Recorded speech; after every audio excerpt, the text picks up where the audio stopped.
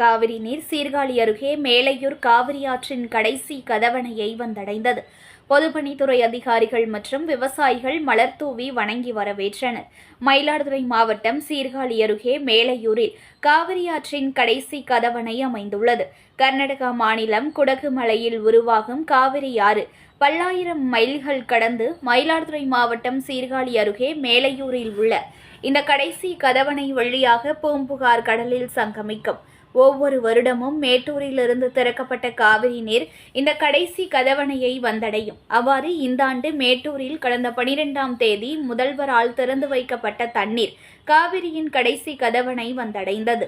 காவிரி தண்ணீரை பொதுப்பணித்துறை அதிகாரிகள் மற்றும் விவசாயிகள் படையலிட்டு மலர் தூவியும் தானியங்கள் தூவி வணங்கி வரவேற்றனர். இந்த கதவணையில் தண்ணீர் தேக்கி வைத்து ஒவ்வொரு பாசன ஆறுகள், கிளை வாய்க்கால்களுக்கும் மற்றும் பெருந்தோட்டம் ஏரிக்கும் முறை வைத்து தண்ணீர் திறக்கப்படுவது வழக்கம். இதன் மூலம் 3057 ஏக்கர் விளைநிலங்கள் பாசன வசதி பெறுவதோடு பெருந்தோட்டம் ஏரி பாசனத்தின் மூலம் 2020 ஏக்கர் விளைநிலங்களும் 6ஆம் ஆண்டு தமிழக வெற்றி கழகத்திற்கு வாக்குகளை செலுத்துங்கள் என பெண் ஒருவர் வேண்டுகோள் விடுத்துள்ளார். தமிழக வெற்றி கழகத்தின் தலைவர் விஜயின் பிறந்தநாள் விழா வடசென்னை வடக்கு மாவட்டம் பெரம்பூர் தெற்கு தொகுதி சார்பாக நடைபெற்றது. தமிழக வெற்றி கழகத்தின் தலைவர் விஜயின் பிறந்தநாள் விழாவை ரவிக்குமார் தலைமையில் சிறப்பாக ஏற்பாடு செய்யப்பட்டிருந்தது. மேலும் பெரம்பூர் பகுதியில் உள்ள ஏழை எளிய மக்களுக்கு மிதிவண்டி, பள்ளி மாணவ மாணவிகளுக்கு புத்தகப்பை மற்றும் புத்தகம் வழங்கப்பட்டது. குறிப்பாக பெண்களுக்கு புடவையும் வழங்கப்பட்டது. மேலும் சுமார் 1000க்கும் மேற்பட்ட பொதுமக்களுக்கு அறுசுவை உணவான பிரியாணி வழங்கப்பட்டது.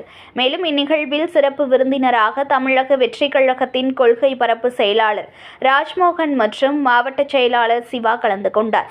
மேலும் இவ்விழாவில் சைக்கிளை பெற்றுக்கொண்ட மாணவி தளபதி விஜய்க்கு நன்றி தெரிவித்தார். மேலும் சைக்கிளை பெற்றுக்கொண்ட மாணவியின் பெற்றோர் தான் அதிமுகவில் ஜெயலலிதாவிற்கு தான் வாக்களித்ததாகவும் ஜெயலலிதாவிற்கு வாக்களிக்க வேண்டும் என்பதற்காக வாக்காளர் அடையாள அட்டை வாங்கியதாகவும், ஆனால் தற்பொழுது 2026ஆம் ஆண்டு தளபதி விஜய்க்கு தனது வாக்கினை செலுத்துவேன் என்றும் பொதுமக்கள் அனைவரும் தமிழக வெற்றி கழகத்திற்கு வாக்குகளை செலுத்த வேண்டும் என்றும் அனைவரையும் தன் நெஞ்சில் வைத்திருப்பதாக விஜய் கூறுகிறார். ஆகையால் யாரும் அவரை ஏமாற்றி விடாதீர்கள் என வேண்டுகோள் விடுத்தார். மேலும் நிகழ்ச்சி இறுதியில் தமிழக வெற்றி கழகத்தின் கொள்கை பரப்பு செயலாளர் ராஜ்மோகன் செய்தியாளர்களை சந்தித்த போது தமிழக வெற்றி கழக தலைவர் விஜயின் பிறந்த நாளை நேரலை மற்றும் பல்வேறு வகையில் ஒளிபரப்பு செய்த செய்தி நிறுவனங்களுக்கும் செய்தியாளர்களுக்கும் ஊடக நண்பர்களுக்கும் மனமார்ந்த நன்றி என்றும், காவல்துறைக்கும் தமிழக வெற்றி கழகத்தின் பேனர் மீது ஆசை வந்துவிட்டது, பிறந்தநாள் விழா முடிவதற்குள் பேனரை கழட்டி கொடுங்கள் என்று கேட்கிறார்கள் என்றும், கொடுங்கையூர் குப்பை மேடை பற்றி அவரிடம் கேட்டபொழுது பல்வேறு பகுதியில் உள்ள குப்பைகளை வடசென்னையில் கொட்டுவதாகவும், மழை பெய்தால் ஒரு வாரம் கழித்து நிவாரணங்கள் வழங்கி ஆட்சி நடத்துவதாகவும் கூறினார். மேலும் தமிழகத்தில் மழைநீர் வடிகால் பணி ஆட்சிக்கு வந்த 2 வருடங்களில் 90% முடிந்தது என்றும் கூறிய திமுக முதலில் 90%, இரண்டாவதாக 70%, மூன்றாவதாக 80% என மாற்றி மாற்றி கூறுகின்றனர். அவர்களுடைய ஆட்சியின் போக்கே இது காட்டுகிறது என்றும் கூறினார். தளபதி சிவா அவர்களினுடைய தலைமையில் மாவட்ட பொறுப்பாளர்கள் அத்தனை பேரும் சேர்ந்து மாநில நிர்வாகிகளும் சேர்ந்து தளபதி வெற்றி தலைவர் அவர்களினுடைய 51வது பிறந்த தினத்தை முன்னிட்டு பல்வேறு நலத்திட்டங்கள், பல்வேறு அன்னதானம், இலவச சைக்கிள், பல்வேறு நல விஷயங்களை முன்னெடுத்திருக்கிறோம். வரலாற்று சிறப்புமிக்க நம்முடைய இந்த மார்க்கெட் திரு அண்மித்த பகுதியில் பிரம்மாண்டமான முறையில் இந்த பிறந்தநாள் கூட்டம் ஒரு பொதுக்கூட்டமாகவே மாறியிருக்கிறது. இதற்காக ஓடி ஓடி உழைத்த தமிழக வெற்றி கழகத்தினுடைய கண்மணிகள் அத்தனை பேருக்கும் ஒரு நெஞ்சம் நிறைந்த வாழ்த்துக்களையும் பாராட்டுகளையும் நாங்கள் தெரிவித்துக் கொள்கிறோம். காலை முதல் நியூஸ் சேனலில் இன்றைக்கி தளபதியுடைய பிறந்த நாளை விடாமல் கவரேஜ் பண்ணி அதை உலகம் முழுக்க சென்று கொண்டு சேர்த்திருக்கக்கூடிய ஊடக நண்பர்களுக்கும் இந்த நேரத்தில் தமிழக வெற்றி கழகத்தின் சார்பில் பிரஸ் அண்ட் மீடியா அன்பர்கள் அத்துணை பேருக்கும் இந்த நேரத்தில் நெஞ்சார்ந்த நன்றியை நாங்கள் தெரிவித்துக் கொள்கிறோம். நன்றி. கோயம்புத்தூரில் இதே மாதிரி குப்பை கிடங்கு பிரச்சனை வந்தப்போ தமிழக வெற்றி கழகத்தினுடைய தோழர்கள் அங்கே இருக்கக்கூடிய சிவில் அமைப்புகளோடு சேர்த்து போராட்ட களத்துக்கு போனோம். அங்கேயும் பிரச்சனை பண்ணாங்க. சேலத்தில் அனல்மின் நிலைய ஊழியர்களினுடைய போராட்டத்துக்கு ஆதரவு தெரிவிக்க அங்கே போனோம். அங்கேயும் பிரச்சனை பண்ணாங்க. இன்றைய தினம் இந்த கொடுங்கையூர் பிரச்சனையெல்லாம் நாங்கள் பேச போகிறோன்னு தெரிந்தோ என்னவோ பேனர் இன்னும் பிறந்த தினம் முடியலை, அதுக்குள்ளே பிறந்த நாள் முடிஞ்சிருச்சுன்னா பேனருக்கு ஆசைப்பட்டு அந்த பேனர் எங்களுக்கு வேணும்னு அடம்பிடித்து காவல்துறையில் அதெல்லாம் கேட்டாங்க. அதனால் பல்வேறு எதிர்ப்புகள் எங்களுக்கு சொன்னாலும் ஏற்கனவே பரந்தூர் பிரச்சனை முதல் அண்ணா பல்கலைக்கழக மாணவியினுடைய பிரச்சனை வரை எல்லா பிரச்சனையிலும் தமிழக வெற்றி கழகத்தினுடைய தோழர்கள் களத்தில் இறங்குகிறோம், மக்களோடு நிற்கிறோம். இந்த கொடுங்கையூர் பிரச்சனையிலுமே இது ஒரு சுற்றுச்சூழல் சார்ந்த பிரச்சனை. இதில் எல்லோரும் சேர்ந்து ஒரு மிகப்பெரிய பாலிசி மேக்கிங் லெவலில் ஒரு சேஞ்ச் பண்ணாதான் இது சர்வதேச பிரச்சனை. உண்மையிலே இது அந்த பகுதிக்கு போயிட்டு வந்தீங்கன்னா ஒரு 4-5 மணி நேரத்திற்கு நீங்கள் ரொம்ப சோர்வாக உணர்வீங்க. அங்கே இருக்கக்கூடிய குழந்தைகளை யோசிச்சு பாருங்கள், பெண்களினுடைய வாழ்வாதார பிரச்சனை. அதனால் கொடுங்கையூர் குப்பை கிடங்கு பிரச்சனையை இந்த அரசாங்கம் சரி செய்வதாக சொல்லி மாறி மாறி ஏமாற்றியிருக்கிறார்கள். நாங்கள் இது விடுவதாக இல்லை. நிச்சயமாக அடுத்த கட்ட போராட்டத்தை தலைமையினுடைய அனுமதியோடு முன்னெடும். இதெல்லாம் முதலமைச்சர் கவனத்திற்கு போகுதா இல்லையான்னு தெரியல.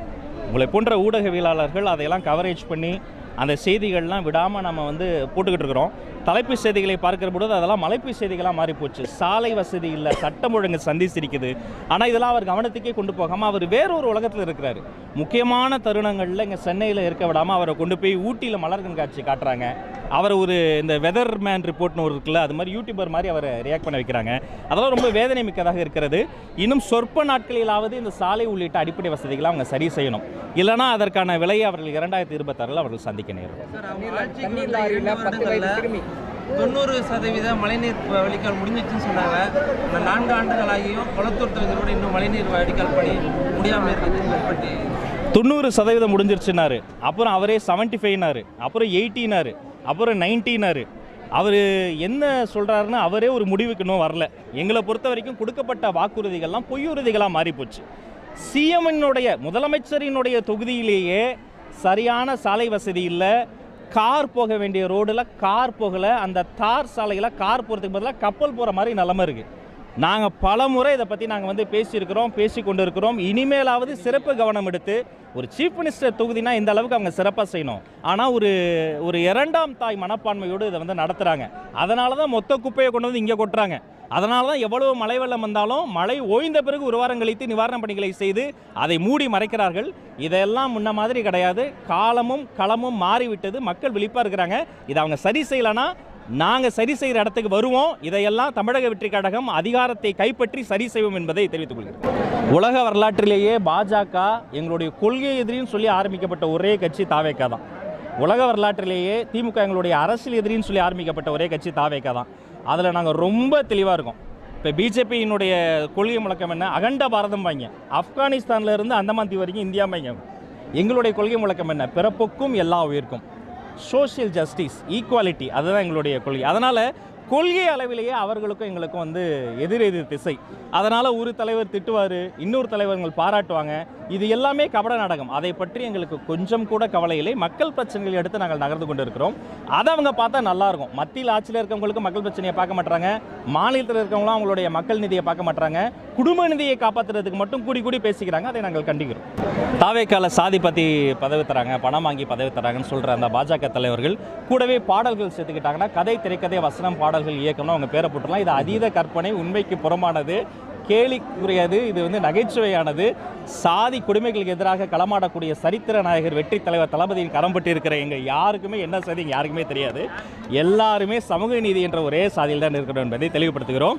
மீண்டும் இன்றைய நாள் முழுக்க ஓடி உடைத்த அத்தனை பிரசன்ட் மீடியா நண்பர்களுக்கும் தமிழக வெற்றி கழகம் சார்பில் நெஞ்சார்ந்த நன்றி. சக்கர வாகனத்தில் சென்ற அரசு கேபிள் நெட்வொர்க் தற்காலிக ஊழியர் இளையராஜா உயிரிழந்ததை தொடர்ந்து விபத்தை ஏற்படுத்திய நபர்கள் மீது நடவடிக்கை எடுக்க கோரி உறவினர்கள், பொதுமக்கள் சாலை மறியலில் ஈடுபட்டதால் பரபரப்பு ஏற்பட்டது. திருவள்ளூர் அருகே புல்லரம்பாக்கம் பகுதியைச் சேர்ந்தவர் இளையராஜா. வயது 45. இவர் பூண்டி பகுதியில் அரசு கேபிள் நெட்வொர்க்கில் தற்காலிக ஊழியராக பணிபுரிந்து வருகிறார். இந்நிலையில் இன்று வழக்கம் போல் புல்லரவாக்கம் பகுதியில் அவரது வீட்டிலிருந்து பூண்டி நோக்கி இருசக்கர வாகனத்தில் சென்று கொண்டிருந்தார். அப்போது கிருஷ்ணா நதிநீர் கால்வாய் அருகே சென்று கொண்டிருந்த போது சீத்தஞ்சேரி பகுதியிலிருந்து சவுடுமண் ஏற்றிக்கொண்டு எதிரே வந்த லாரி இளையராஜா மீது மோதியதில் தூக்கி வீசப்பட்டு தலையில் பலத்த காயமடைந்த நிலையில் அவ்வழியே சென்ற பொதுமக்கள் காவல்துறையினருக்கும் 108 ஆம்புலன்ஸிற்கும் அளித்த தகவலின் அடிப்படையில் விரைந்து வந்த புல்லரவாக்கம் காவல்துறையினர் இளையராஜாவை மீட்டு திருவள்ளூர் அரசு மருத்துவமனைக்கு சிகிச்சைக்காக அனுப்பி வைத்த நிலையில் சவுடுமண் லாரியை பறிமுதல் செய்து விசாரணை மேற்கொண்டு வருகின்றனர். அதனைத் தொடர்ந்து மருத்துவமனையில் அனுமதிக்கப்பட்ட இளையராஜா உயிரிழந்த நிலையில் விபத்தை ஏற்படுத்திவிட்டு தப்பியோடிய ஓட்டுநரை கைது செய்யவில்லை எனவும் பாதிக்கப்பட்ட தரப்பினருடன் எந்த பேச்சுவார்த்தை நடத்தவில்லை எனவும் உடனடியாக சம்பந்தப்பட்ட நபர்கள் மீது நடவடிக்கை எடுக்க வேண்டும் என புல்லரவாக்கம் பகுதியில் திருவள்ளூர் ஊத்துக்கோட்டை சாலையில் அவருடைய உறவினர்கள், பொதுமக்கள் என 100க்கும் மேற்பட்டோர் சாலை மறியலில் ஈடுபட்டனர். இதனால் இரு பக்கங்களிலும் சுமார் அரை மணி நேரத்திற்கு மேல் போக்குவரத்து பாதிப்பு ஏற்பட்டது. தகவல் அறிந்து சம்பவ இடத்திற்கு விரைந்து வந்த புல்லரப்பாக்கம் காவல்துறையினர் பொதுமக்களிடம் பேசி சம்பந்தப்பட்ட நபர்கள் மீது நடவடிக்கை எடுக்கப்படும் என தெரிவிக்கப்பட்டது. இதையடுத்து சாலை மறியல் கைவிடப்பட்டது. இதனால் அப்பகுதியில் அரை மணி நேரத்திற்கும் மேலாக போக்குவரத்து பாதிப்பு ஏற்பட்டு பரபரப்பாக காணப்பட்டது. மேலும் தப்பியோடிய லாரி ஓட்டுநரை காவல்துறையினர் வழக்கு பதிவு செய்து தேடி வருகின்றனர். ஹைவேஸ்க்கு வந்து மண்ணு ஓட்டுறாங்க, எந்த ஒரு இதுவும் இல்லாத ஓட்டுறாங்க, ஃபுல்லா ஓவர்லோடு ஓட்டுறாங்க. அது இல்லாம பர்மிஷன் வந்து காலை 9 மணிலேருந்து நான் ஈவினிங் வந்து 5 மணி இருந்தான். ஆனா காலை 5 மணிலேருந்து நைட்டு 10 மணி தான் ஓட்டுறாங்க. ஓட்டுறதுக்கு கரெக்டா ஓடல, பாஸ்டா ஓடுறாங்க. ரோட்ல பைபாஸ்ல ஓட்டி இன்னைக்கு வந்து ஒருத்தர் இடிச்சு அவர் வந்து உயிர் வந்துறாரு. ரொம்ப கண்டிப்பா யாரும் எதுவும் பண்றது இல்ல, ஒரு கொடி காட்டுறது இல்ல, ஒரு தண்ணி விடுறது இல்ல, எந்த ஒரு இல்ல. பைபாஸ் மாதிரி பாஸ்டா ஓடுறாங்க. இது வந்து இவ்வளவு பிரச்சனை ஆகுது. யாரும் வந்து இதுவரை நடவடிக்கை எடுக்கல, எதுவுமே எந்த அதிகாரமா வரல. ஸ்கூல் டைம்ல காலைல ஸ்கூல் பசங்க போக முடியல, காலேஜ் பசங்க போக முடியல. ஒரே பிரச்சனை இருக்குது. அதனால ஓட்ட ஓடுறது இல்ல, ஓட்டுற மாதிரி ஸ்கூல் டைம் எல்லாம் கொஞ்சம் 10 மணி மேல ஓட்ட வண்டி 5 மணிக்கெல்லாம் மூணு போறேன். காவிரி துலாக்கட்டத்திற்கு வந்த காவிரி நீரை வரவேற்று சிறப்பு பூஜை செய்யப்பட்டது. டெல்டா மாவட்ட பாசனத்திற்காக ஜூன் 12ஆம் தேதி மேட்டூர் அணையிலிருந்து தமிழக முதலமைச்சர் ஸ்டாலின் காவிரியில் தண்ணீர் திறந்து வைத்தார். இதனைத் தொடர்ந்து கல்லணை வந்து சேர்ந்த காவிரி நீரை ஜூன் 15ஆம் தேதி முதலமைச்சர் திறந்து வைத்த நிலையில் நேற்று மதியம் காவிரி நீர் மயிலாடுதுறை மாவட்ட எல்லைப் பகுதியான திருவாலங்காடு விக்கிரமன் தலைப்பு நீரொழுங்கிற்கு வந்து சேர்ந்தது. அங்கிருந்து நீர்வள ஆதாரத்துறையால் வினாடிக்கு 800 கன அடி திறந்துவிடப்பட்ட தண்ணீர் நேற்று நள்ளிரவு மயிலாடுதுறை துலாக்கட்ட காவிரியை வந்தடைந்தது. இந்த நிலையில் துலாக்கட்ட காவிரியில் காவிரி அன்னை வரவேற்று காவிரி துலாக்கட்ட பாதுகாப்பு குழு சார்பில் சிறப்பு பூஜைகள் செய்யப்பட்டது. பால், பன்னீர், இளநீர் உள்ளிட்ட 16 வகையான திரவியங்கள் கொண்டு காவிரி தண்ணீருக்கு அபிஷேகம் செய்து மகா தீபாராதனை காட்டி வழிபாடு